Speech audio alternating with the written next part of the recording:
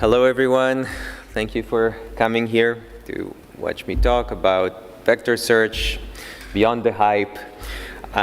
Just before we get there, a little bit about me. My name is Samuel Herman. I'm a technical lead at Datastax, also a member of the OpenSearch Technical Steering Committee, previously architect of OCI Search Services.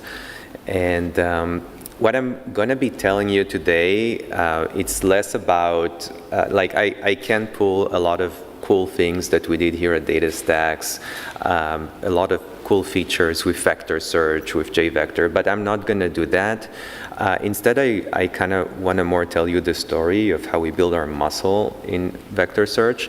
And I think this story is important because I want to try and choose basically like about 3 examples where when you look at them, kind of help you see our journey and hopefully help you be very critical and be able to reason about the vector search solutions that you find for your organization, for your customers.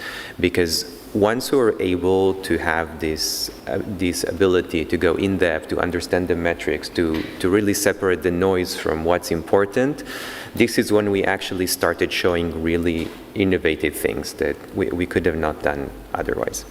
So let's just dive right into it.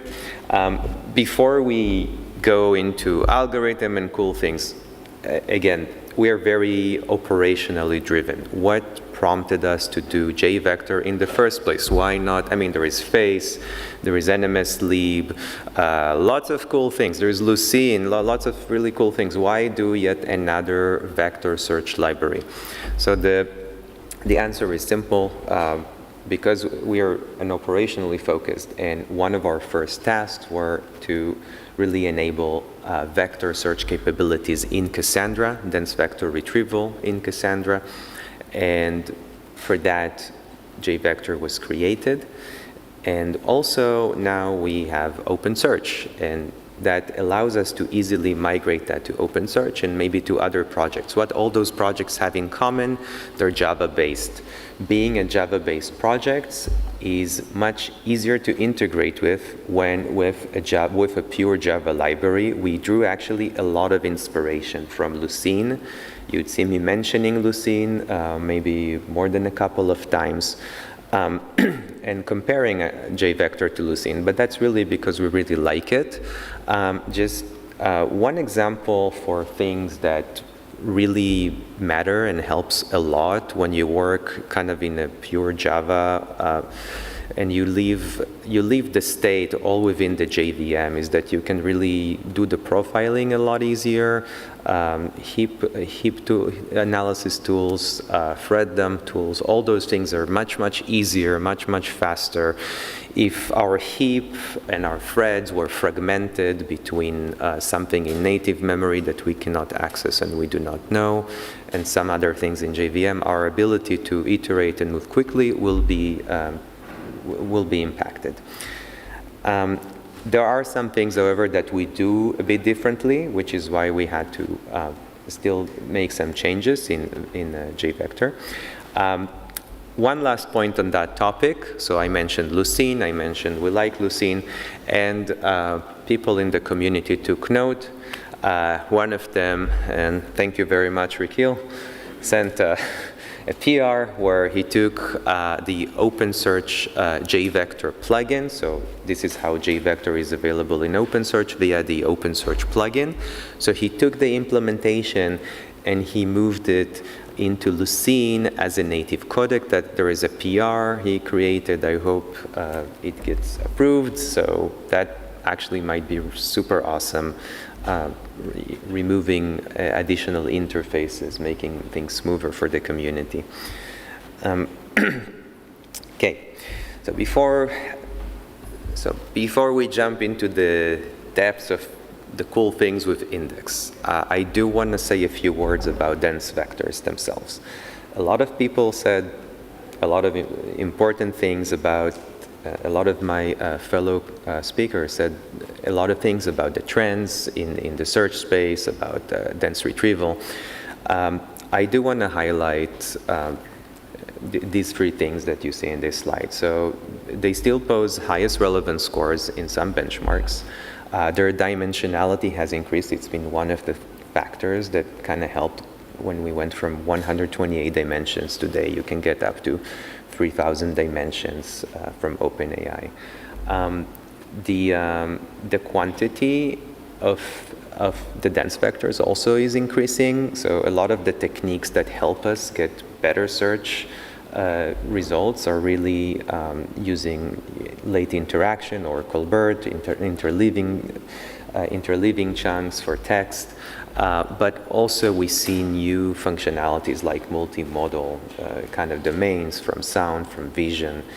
And the reason I bring it up is because some people say, hey, what will happen with, dense versus sparse? I don't think about it as versus. I think right now from what we see, this is likely here to stay for a while because just of the variety of use cases. But one thing that we see here is there is an increase in quantity, in scale, and we ask, do we need an index? And that's kind of weird to ask, like we never ask about BM25, do we think we need an index?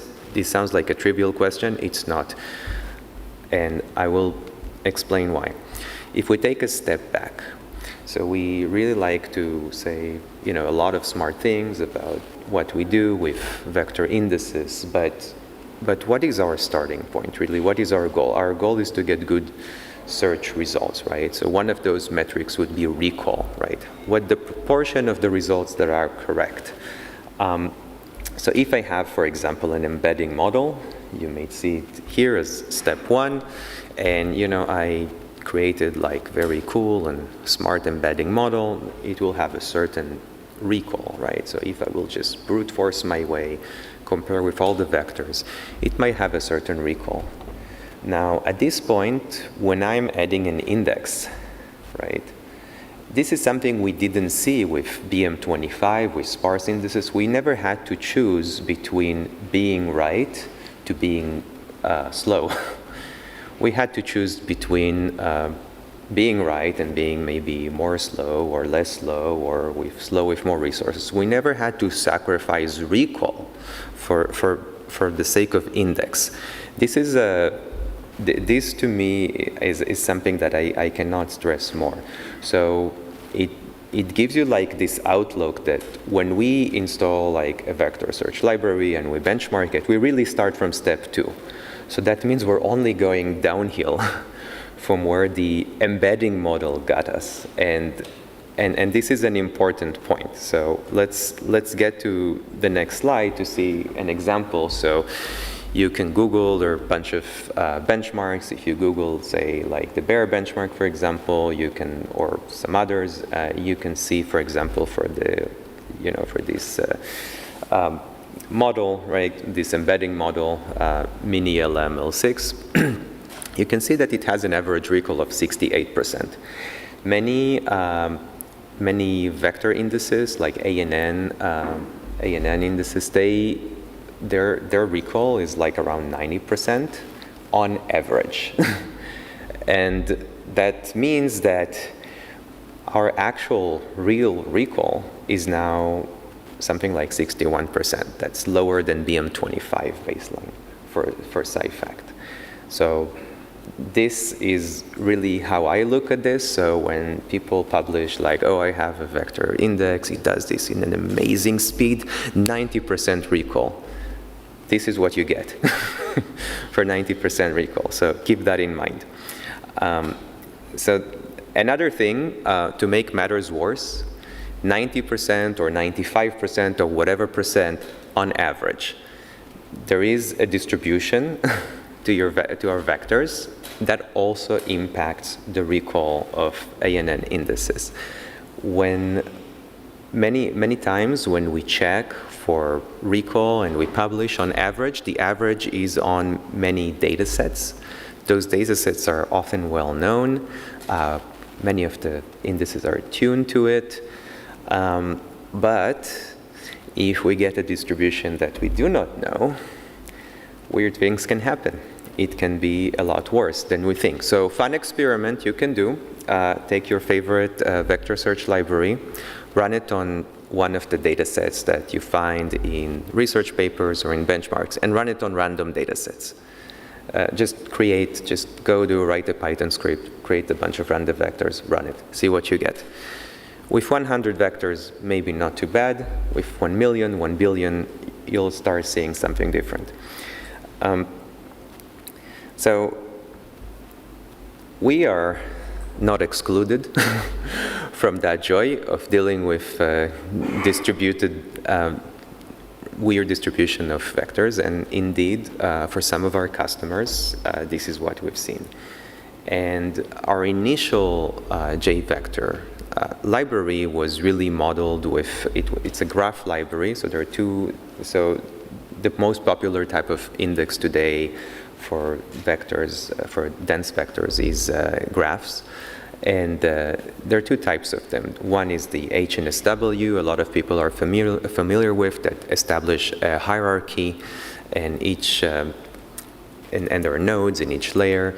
And another one is one that more people are familiar with from the DiskKNN paper, which is a flat, it's kind of a flat graph where every nodes are kind of congregated in what we call neighborhoods, and we try to keep just the most useful nodes in a neighborhood. So we actually tried with both. Both did not work well for one of our customers. And again, that's kind of surprising. You read the research papers, you try a bunch of things, and that's what you get. So this was actually an example where our team had to go and innovate and do something different. And what our team did in that case was, specifically for these rogue data sets, is we actually took all the layers of an HNSW index, and we replaced them with a Vimana construction. So we created this kind of unique hybrid layer. And I like to bring this example because this is really an example where, you know, you go, you read the papers, you do some stuff, but then the results are not what you expect. And to deal with that, you really have to understand what to measure and how to judge when people try to tell us, oh, it's 90% or 95%. So we need to kind of know how to reason about those. So for our case, it worked. Results worked, and they're great. But the bottom line is, it doesn't matter how much our team is smart. We are still going to be surprised again at some point with new data sets. Yeah, so just these are really the takeaways from this specific example. And again, I cannot stress this enough. We can always get surprised. Know what the distribution of the vectors in a data set. Make sure you tune your index to it. And if you need, you sometimes have to maybe do something completely new, maybe less likely. But also remember to be very critical for all the 90% recalls, and differentiate between a vector index recall and the actual search recall. So I might have started it on a very skeptic tone, and at this point you might be thinking, oh man, those vector indices are like so bad. I'm just going to go and brute force my way. I'm just going to go and start comparing every index to another, and that's what I'm going to do. And that's actually not a bad idea, to be quite honest, because if your data set is small, if I only have 100 vectors, maybe that's fine. Like, I don't want to deal with like this recall, vector distribution stuff, smart algorithms that I don't need. I don't want that. And maybe that's legitimate approach. However, whether we use an index or we don't use an index, there is something that's going to happen at some point. So let's say, for example, just to make things simple, that we do not use an index, right? If we do not use an index, we can have this nice plot like here on the left in blue, and that we can kind of calculate, okay, I have this many cores, I have this many vectors, and I can do some map reduce, and it's like this nice linear graph. That's fine. At some point, when we grow to some scale, and that scale will differ depending on the hardware that we have, it doesn't matter how many cores we're going to add. The way that it's not going to matter at all, because we're going to be disk bound, right? So even if I have, I don't know, 2 cores and I'll add, I don't know, 10 more, when the thing that really is my bottleneck is to try and pull those vectors out of the disk, it's a whole different problem. So now we're I/O bound, and this is not a compute problem anymore. And this is likely what we're going to encounter when we're talking about 1 billion or billions of vector indices. We are really trying to address this kind of I/O performance cliff. So what do we do?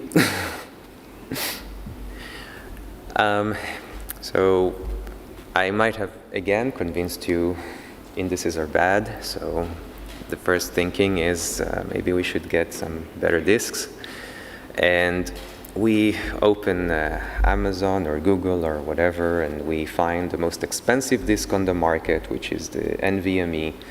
And we see that it's still 1,000 to 2,000 times slower than main memory access, than just the RAM access. So maybe not. Maybe that's not going to help. Of course, if we ever do something cheaper than that, that's going to be even worse. And of course, we're talking about random I/O, but for now, let's just keep it as is because it's simpler to talk about that. We can buy more RAM. That works. Hardware is cheaper every day, and then we go to, I just did this before this talk. I went to the websites of one of my favorite cloud providers, and I tried to calculate, okay, so how much it would cost me to get 6 terabytes of RAM, which is what I would need to host 1 billion vectors, full precision vectors, each with 1,536 dimensions. And that was kind of my bill for a single machine per month. So I don't know, maybe it's fine for you, not for me. I don't think my organization will be happy with that. Okay, so a lot of you probably thought, okay, you're probably screaming, okay, so we're gonna do this KNN. This KNN solves everything. And that's kind of true. There is only one problem. It's actually very vague to know what this KNN is. There is no single thing of a disk KNN. There is no index, which is a disk KNN index. And we need to kind of define what it actually means. And one thing we know is that, we don't know whatever that label means. We know what our problem is. We need to deal with I/O. We need to deal with disk access. We want to make it cheaper and affordable for us. So what can we do? So kind of the dumbest thing I would do is I would just go and say, hey, I'm just going to take these large files and I'm going to memory map them, because that's what is kind of the intuition. That works for abstraction, but it doesn't really eliminate the true bottleneck. Our bottleneck is that we're still going to have to page blocks from disk back into memory. We do not want that. That's not going to help us. So is memory mapping can be considered disk KNN? Probably not. Not solving our problem. So I will not keep guessing. I will just kind of try to help this. So I try to kind of distill the answers. So as I was going over a bunch of implementations, I realized okay, so we have 3 things that are in common. But the interesting thing about those things is that, so you see here inline vectors, quantization, and re-ranking. Not all of them may appear in something that calls itself a disk KNN. And sometimes all of them will appear.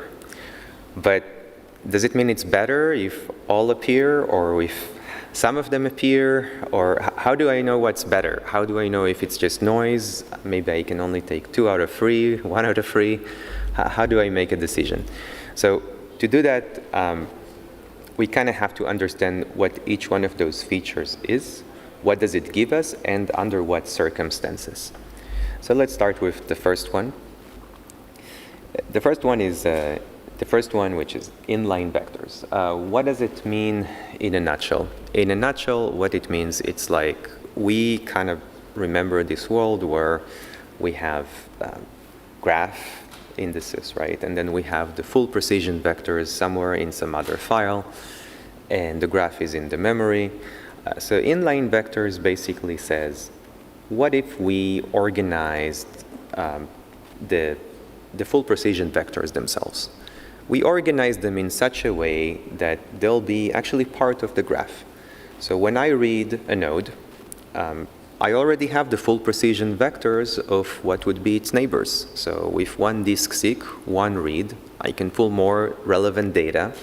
Later, it saves me a lot of kind of random I/O. So that's kind of the idea is in a nutshell. And the cool thing about inline vectors is like it's something that we've done since the forever times in databases when clustering indices on the disk. So there is no precision loss. We don't have to introduce any lossy compression techniques such as quantization. So seems right. But seems right. We still have to put it to the test, and so we did. And oops, how do I go back? Okay, so when we put it to the test, you could actually see this. You could actually see this test we did again, like versus Lucene. And as I mentioned, Lucene is a great solution, and we test against it just because they're both very easy to profile. And what you can see here is you can see Lucene at the very top. This is like a profiler kind of flame graph. And what you see on the top is that you see, first of all, let's just go here. You see first that Lucene is much slower, so it has a lot more latency. And here, what you can see with the profiler, you can see exactly why. Because you can see that at the bottom, you see jVector, it's busy doing distance calculations. This is what it's doing. And if you look at the Lucene profiling, you see that what it's doing, it's actually trying to pull stuff from disk. It's trying to, but I'll tell you a secret, in this experiment, the data actually fit in memory on both. So even the fact that Lucene had to go and ask the operating system to pull something from the disk, from the buffer cache, that already made things a lot slower because that's a system call. So what you see here, if we were really if we really had RAM capacity issues, then we would have seen a 1,000 times to 2,000 times difference than what you see here. But just the system call already kind of show you that, okay. So we looked at this and, okay, we'll take it. Inline vectors, you go into jVector. Good inline vectors. The next one is quantization. And quantization is very interesting because the basic idea, right, in quantization, and there's every year, every month, there are new techniques for quantization. Some are better, some are worse. Hopefully all should be better. But in a nutshell, we take vectors, we compress them, we lose some of that meaning when we do that, but we expect to get a bunch of things out of that. What we're expecting to get is it's supposed to give us faster queries. So the distance calculation between two vectors that are compressed is expected to be faster. And that's one thing that quantization is supposed to give us. The other thing that it's supposed to give us is that we can cache it, and it supposedly we should avoid disk I/O. And that's also something very nice, especially in kind of RAM, when we get to the RAM capacity and we're I/O bound. However, as I mentioned, quantization means we lose some of the vector, means there is going to be some impact on recall. So then a lot of the techniques that use quantization later say, hey, so we know it's going to impact recall, so you'll have to do re-ranking. And this is an interesting take, right? So what is re-ranking? Re-ranking means I query, instead of 5 results, I query 500 or 50. But what I do later is even more interesting. I go to the disk, check each one, and then I have to decide which are the correct ones. Now, at this point, up until the re-ranking part, it sounded great. Because now you're like, okay, but you do go to the disk. You now have to decide when you go to the disk more. If you do re-ranking with quantization, or if you do inline vectors without quantization. So let's try to evaluate each one of those claims here, and I can kind of share what we have seen. Let's start with quantization. We use product quantization. This is what was used in the disk KNN paper. Some of the cool things about product quantization is that it can be super, super aggressive. Like you can go and you can take a data set and you can compress it theoretically like 384x in size. And you can be less aggressive, and you can compress maybe only 32x, which is what we do. And another interesting part in product quantization, we don't have, I wanted to actually talk about it and demonstrate how it works, but we don't have enough time.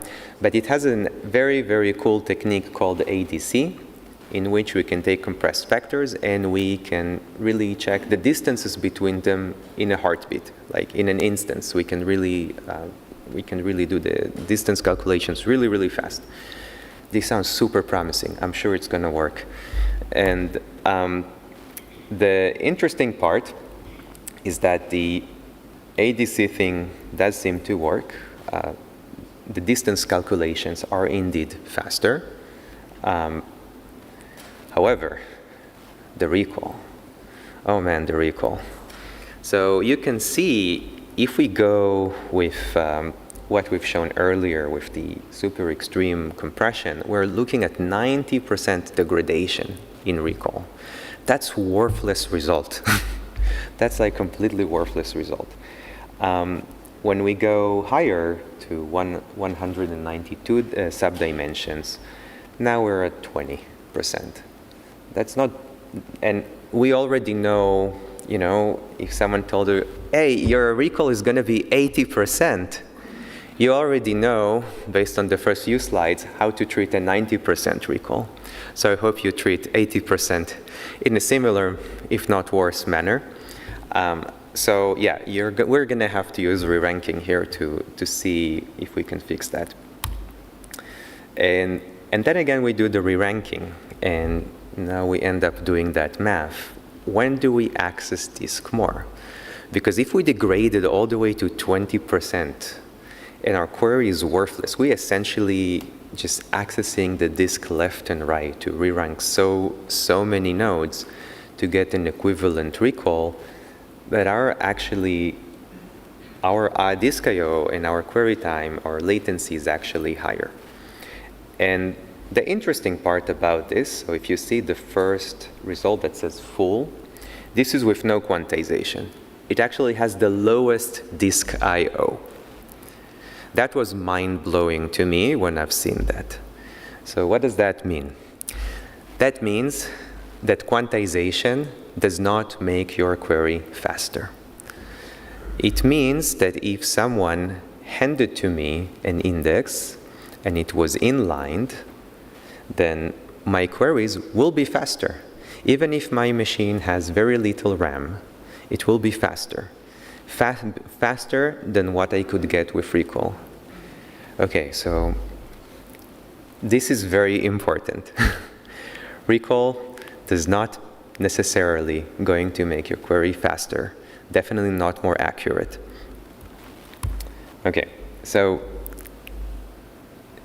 How would you know? How did we know? Those numbers that I listed, we added in the OpenSearch plugin. They're available with the jVector engine. We look at them when we query the data. This is how we know. And this is how we check. So something interesting, though. I said, what if someone handed to me an index, and the index just worked? That's great. But then comes another kind of interesting problem. How does the index construction itself work, right? So if I have, I don't know, 100 vectors, or 1 million, or 1 billion, how do we even build those magic graph indices? So the construction is actually key to understand how index construction works, is actually key to understand further limitations that we might have.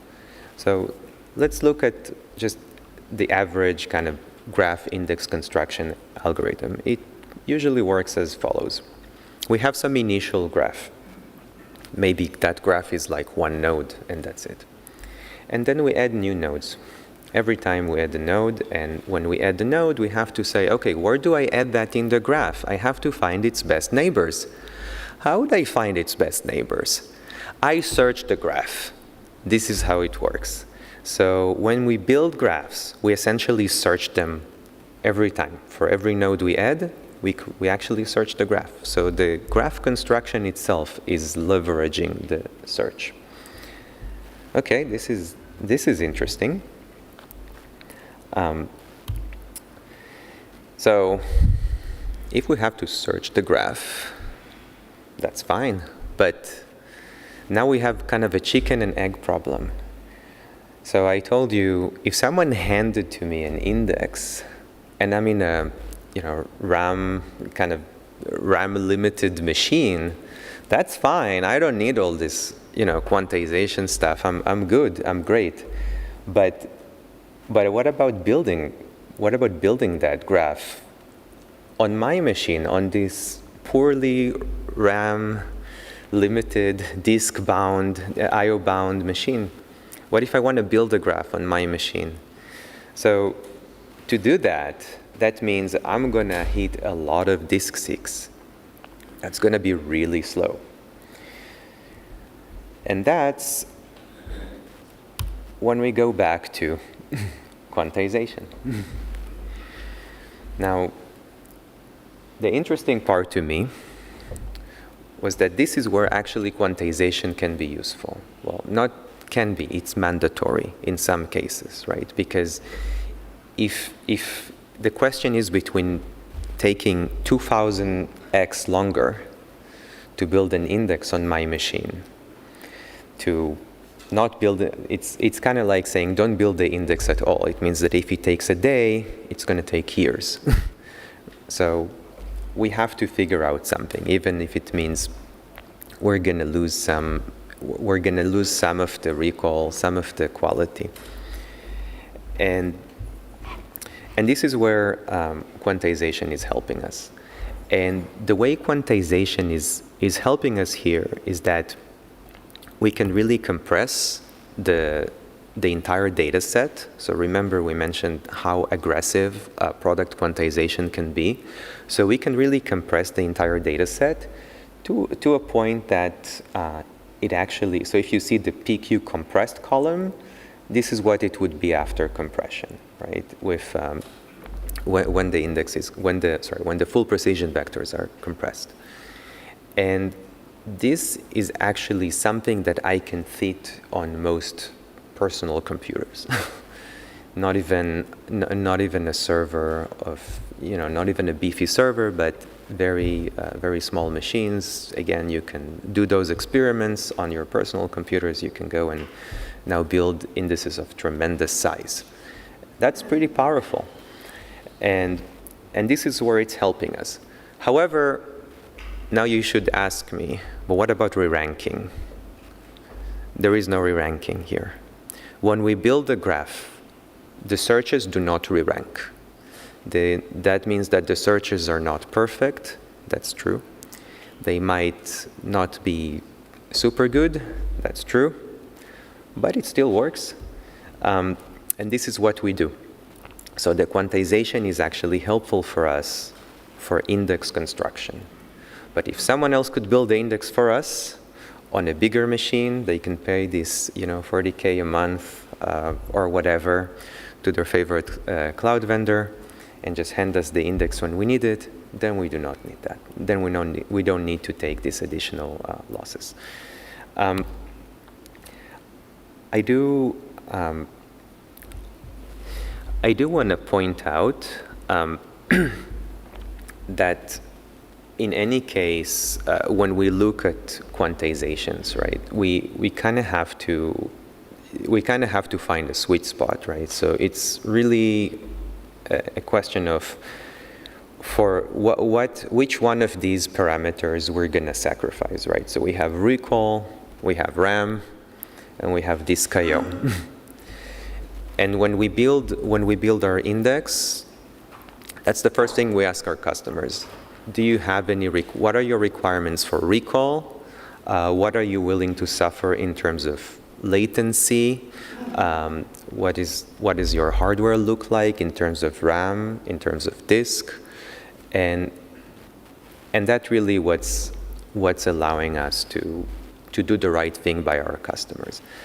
I strongly encourage you to do the same, because this is really, I think, the point I'm trying to make. Okay, so this is with storage, and there is one more thing, one more aspect of vector indices I want to touch about.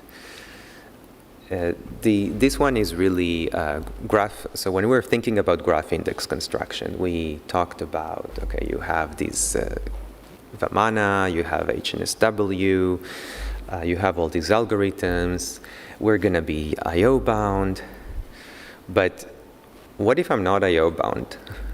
What if I fixed it already? Okay, so we did all these fun things with quantization. We're not I/O bound anymore. How do we accelerate the index construction? What about concurrency? So we've heard some of my fellow speakers, they had fascinating topic about how we build that on a GPU. Do we have a GPU? Likely not. Likely on the machine that we run OpenSearch, we're likely not going to have a GPU. Sure, we can ship it to a different machine, we can bring it back. These are all valid options. But what if we want to keep it simple with our architecture? What if we just want to use the cores we have to accelerate the index construction? So for me, again, I was kind of a bit surprised by this, right? When you think about it, it's not surprising at all. Let's take a look again at how index is being built, how the graph is being built. So when we insert nodes, right, we insert one, we search for neighbors. We insert another one, we search for neighbors, and so, right? What if we try to insert two nodes at the same time? What will happen to this algorithm? So let's do that. Let's say we insert node 1. We search for some neighbors, and while the search for node 1 is still going, we try to insert node 2. So then that means that node 2 cannot see node 1, right, in its search. That means that at this point, both of those nodes will connect themselves to some other nodes that might not be the best fit for them. Maybe node 1 and node 2 are meant to be together, but they could never see each other because they came at the same time. So we actually realized that our team, a very talented team at Datastax, realized that. And what we did something called snapshot-based coordination. Snapshot-based coordination basically means there was actually a blog about it that was recently published in the OpenSearch website. I recommend you guys to read it. It's pretty nice. But in a nutshell, what that means, it really means that when we insert a node right before, and then that node tries to make a search, instead of letting it do its searches on like the nodes that are just already in the graph, we actually take a snapshot of the graph, and we also record all the searches, all the insertions that are ongoing. And then the search that the node does, say the next node. So for example, in this case, I have node 1. Node 1 is trying to insert itself into the graph. It's searching, and we record it as ongoing. And then when node 2 comes, it searches the graph, but it's also searching the ongoing nodes. Those nodes that are not fortunate enough yet to be considered, we keep them in the ongoing list. This is how they still find each other, and they live happily ever after in our super optimal graph, which is really how we did the idea here with concurrency. Now that sounds really cool, and it sounds very promising, but again, we have to put it to the test, right? Like every idea, it's a question of implementation, of whether that really works. So the good news is our tests actually came out pretty good. So this test, for example, is on AVX architecture. That one went pretty well. One thing that I can share about this one is that behind this magic, it's important when we do this coordination mechanism, this snapshot mechanism, there must not be locks, there must not be any form of overhead. Otherwise, we're not going to see this beautiful graph. Otherwise, each one of those insertions will incur overhead. As we increase the threads, things will not work as we expect. Yeah, and another part, when we think of overhead, and this is, I think, the last point I want to finish by, is really the whole idea about understanding your architecture. So one thing that we do to reduce overhead is we try to reuse threads. We try to make sure we don't have context switching. However, many times today, when we get a machine and it says, okay, this machine has 16 cores, right? That's fine, but a lot of the vector optimization instructions, they use something called CMD instructions. Not every core in the CPU can perform those instructions. So even if my CPU architecture says, okay, I have 16 cores, but how many of those are supporting CMD? So we also have to tune our thread pools, especially those that do CMD operations, to the right number of CMD core in our CPU architecture. And that's kind of important thing to pay attention to, because otherwise all those nice graphs are not going to materialize themselves. And I want to finish with lots of thanks to my talented team. Some of them are here today. There are lots of things that I want to show you and talk about things we're going to do. There's going to be RFCs. Stay tuned. And questions, if we have time.